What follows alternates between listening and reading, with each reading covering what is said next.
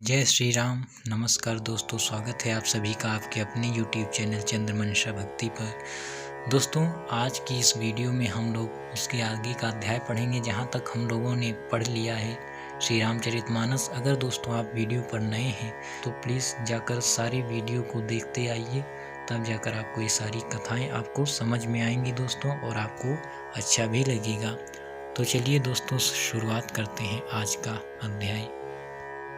दोस्तों, हम लोगों ने इस दोहे तक पढ़ा है जब राम और लक्ष्मण जी गलियों में घूम रहे हैं जनकपुर की, तो उनकी शोभा कैसी है। जहाँ पर जैसी सुंदरता चाहिए वैसी ही है, जहाँ पर जो पहनना चाहिए वहाँ पर बिल्कुल शोभायमान लग रहा है दोस्तों, ऐसी उनकी शोभा है। तो अब आगे हम लोग पढ़ रहे हैं दोस्तों, चलिए। देखन नगर भूप सुत आए, समाचार पुरबासिन पाए। धाये धाम काम सब त्यागी, मनहु रंक निधि लूटन लागी। जब पुरवासियों ने यह समाचार पाया कि दोनों राजकुमार नगर देखने के लिए आए हैं, तब वे सब घर बार और सब कामकाज छोड़कर ऐसे दौड़े मानो दरिद्री धन का खजाना लूटने दौड़े हों। दोस्तों, जैसे ही लोगों ने सुना, नगर वालों ने सुना कि दो राजकुमार आए हैं जो अत्यंत ही सुंदर हैं, तो उनको देखने के लिए ऐसे भागे जैसे कोई धन को लूटने के लिए दौड़ा हो, धन का खजाना। निरखी सहज सुंदर दो भाई, ओहि सुखी लोचन फल पाई। युवती भवन झरोखनि लागी, निरखहि राम रूप अनुरागी। स्वभाव ही से सुंदर दोनों भाइयों को देखकर वे लोग नेत्रों का फल पाकर सुखी हो रहे हैं। युवती स्त्रियां घर के झरोखों से लगी हुई प्रेम सहित श्री रामचंद्र जी के रूप को देख रही हैं। दोस्तों, हर इंसान उनको देख रहा है, स्वभाव से ही वो इतने सुंदर हैं और नेत्रों को वो सुख देते हैं दोस्तों, और सब लोग उनको देख रहे हैं। कहाँ ही परस पर बचन सब प्रीति, सखी न कोटि काम छवि जीती। सुर नर यसुर नाग मुनि माही, शोभासी कहूँ सुनियत नाही। वे आपस में बड़े प्रेम से बातें कर रही हैं। हे सखी, इन्होंने करोड़ों कामदेवों की छवि को जीत लिया है। देवता, मनुष्य, असुर, नाग और मुनियों में ऐसी शोभा तो कहीं सुनने में भी नहीं आती। दोस्तों, वो सब कह रही हैं, आपस में बातें कर रही हैं कि इनकी शोभा तो कामदेव की छवि को भी जीत लिया है इन्होंने, और देवता, मनुष्य, असुर, नाग, मुनियों में कोई भी ऐसा नहीं हमने देखा। विष्णुचारी भुज विधि मुखचारी, विकट वेश मुख पंच पुरारी। अपर देव असकु नाही, यह छवि सखी पट तरिय जाही। भगवान विष्णु के चार भुजाएं हैं, ब्रह्मा जी के चार मुख हैं, शिव जी का विकट भयानक वेश है और उनके 5 मुंह हैं।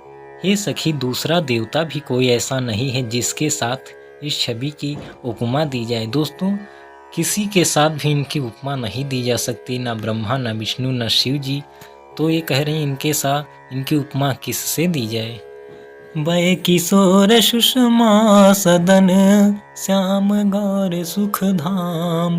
अंग अंग पर वारियहि, कोटि कोटि सतकाम। इनकी किशोर अवस्था है, ये सुंदरता के घर, सांवले और गोरे रंग के तथा सुख के धाम हैं। इनके अंग अंग पर करोड़ों अरबों कामदेवों को निछावर कर देना चाहिए। दोस्तों, ऐसी सुंदरता है कि जिसका वर्णन नहीं हो सकता, और कह रहे हैं कि करोड़ों अरबों कामदेवों को निछावर कर देना चाहिए। अंग अंग की ऐसी सुंदरता है इनकी। कहूँ सखी यस को तनुधारी, जो न मोह यह रूप निहारी। कौस प्रेम बोली मृदुबानी, जो मैं सुना सु सुनहु सयानी। हे सखी, भला कहो तो ऐसा कौन शरीरधारी होगा जो इस रूप को देखकर मोहित ना हो जाए। अर्थात यह रूप जड़ चेतन सबको मोहित करने वाला है। तब कोई दूसरी सखी प्रेम सहित कोमल वाणी से बोली, हे सयानी, मैंने जो सुना है उसे सुनो। दोस्तों, वो कह रही हैं कि कौन सा ऐसा शरीरधारी है जिनको देखकर मोहित ना हुआ हो। फिर एक ने कहा कि जो मैंने सुना है हे सखी अब उसे तो सुनो। ये दो दशरथ के ढोटा, बाल मरालनि के कल जोटा, मुनि कौशिक मख के रखवारे, जिन्हरा नय जीर निशाचर मारे।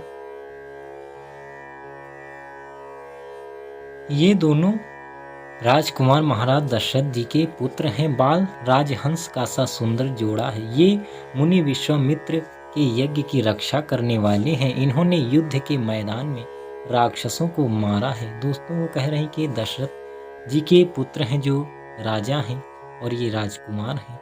बाल राजहंस का ये जोड़ा है दोस्तों वो कह रही हैं। और इन्होंने विश्वामित्र के यज्ञ की रक्षा की और राक्षसों को मारा है। श्याम गात कल कंज बिलोचन, जो मारीच सुभुज मधुमोचन, कौसल्या सुत सो सुख खानी, नामु राम धनु सायक पानी।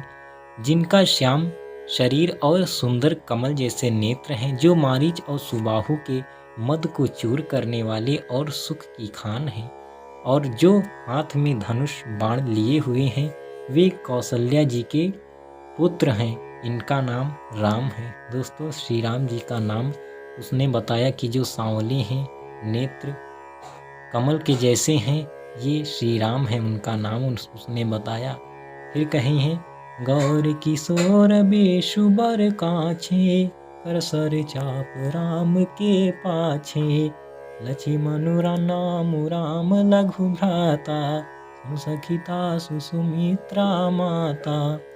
जिनका रंग गोरा और किशोर अवस्था है, और जो सुंदर वेश बनाए और हाथ में धनुष बाण लिए श्री रामचंद्र जी के पीछे पीछे चल रहे हैं, वे इनके छोटे भाई हैं। इनका नाम लक्ष्मण है।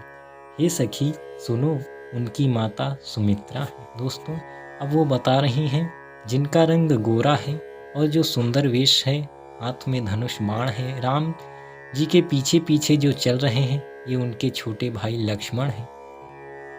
विप्र काजु करि बंधु दो, मग मुनि बधू धारी, आए देखन चाप मख, सुनि हर्षि सब नारी। दोनों भाई ब्राह्मण विश्वामित्र का काम करके और रास्ते में मुनि गौतम की स्त्री अहिल्या का उद्धार करके यहाँ धनुष यज्ञ देखने आए हैं। यह सुनकर सब स्त्रियां प्रसन्न हुई। दोस्तों उसने बताया कि ये विश्वामित्र जी के साथ आए हैं जिन्होंने अहिल्या का उद्धार किया है। अब ये धनुष यज्ञ देखने आए हैं। देखी राम छवि को एक कहई, जो गुजान की यह बारू आई, जो सखी नहीं देख नर नाहू, पन परिहरि हठि करई विबाहू।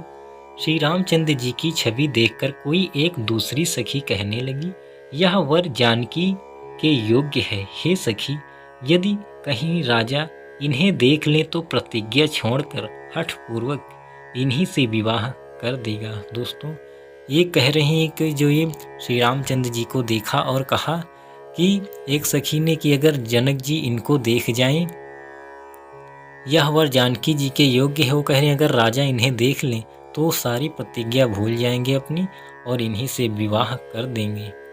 को कहा ये भूपति पहचाने, मुनि समेत सादर सन माने, सखी परंतु पनुराउ न तजई, विधि बस हठी अविवेक ही भजई। किसी ने कहा राजा ने इन्हें पहचान लिया है और मुनि के सहित इनका आदर पूर्वक सम्मान किया है, परंतु हे सखी राजा अपना प्रण नहीं छोड़ता। वह होनहार के वशीभूत होकर हठ पूर्वक अविवेक का ही आश्रय लिए हुए है, प्रण पर अड़े रहने की मूर्खता नहीं छोड़ता। दोस्तों लेकिन किसी ने कहा कि ये राजा ने इन्हें पहचान लिया है और मुनि के सहित इनका आदर सत्कार भी हुआ है, सम्मान भी हुआ है, लेकिन राजा अपने हठ के वशीभूत होकर अपना प्रण नहीं छोड़ेगा, अर्थात वो मूर्खता ये नहीं छोड़ेंगे। को कह जो भला आहई विधाता, सब कहाँ सुनिए उचित फलदाता, तो जानकी ही मिली बारू येहू, नाही न आली यहाँ संदेहू। कोई कहती है यदि विधाता भले हैं और सुना जाता है कि वे सबको उचित फल देते हैं, तो जानकी जी को यही वर मिलेगा। ये सखी, इसमें संदेह नहीं है। दोस्तों, कोई एक सखी कहती है कि यदि विधाता भले हैं, अगर वो सुनते हैं सबकी और उचित फल देते हैं, तो जानकी को यही वर मिलेगा। जो विधि बस यस बनय संजोगु, तो कृत कृत्य होई सब लोगु। सखी हमारे आरती अति ताते, कबहु का ए आवहीं यही नाते। जो दैव योग से ऐसा संयोग बन जाए तो हम सब लोग कृतार्थ हो जाएं। हे सखी, मेरे तो इसी से इतनी अधिक आतुरता हो रही है कि इसी नाते कभी ये यहाँ आवेंगे। दोस्तों, कह रही हैं कि अगर दैव योग ऐसा संयोग बन जाए तो हम सब कृतार्थ हो जाएं और ये शायद इसी बहाने यहाँ पर आया करेंगे। नाही ता हम कहूँ सुनाहूँ सखी, न कर दर्शन दूरी। यह संघट तब होई जब पुण्य पूरा कृत भूरी। नहीं तो विवाह ना हुआ तो हे सखी सुनो, हमको इनके दर्शन दुर्लभ हैं। यह संयोग तभी हो सकता है जब हमारे पूर्व जन्मों के बहुत पुण्य हो। दोस्तों, सखी कह रही हैं अगर ऐसा नहीं हुआ, अर्थात अगर इनका विवाह सीता के साथ नहीं हुआ, जानकी के साथ, तो हमको इनके दर्शन दुर्लभ हैं, अर्थात फिर कभी नहीं हो पाएंगे। यह संयोग तभी हो सकता है जब हमारे पूर्व जन्मों के बहुत सारे पुण्य हों। दोस्तों, तो देखिए सखियाँ कैसे चाहती कि श्री राम का विवाह जानकी जी से हो जाए। तो दोस्तों, आज के इस अध्याय में बस यहीं तक। अगले अध्याय में हम लोग इसके आगे पढ़ेंगे। तब तक के लिए जय श्री राम, नमस्कार।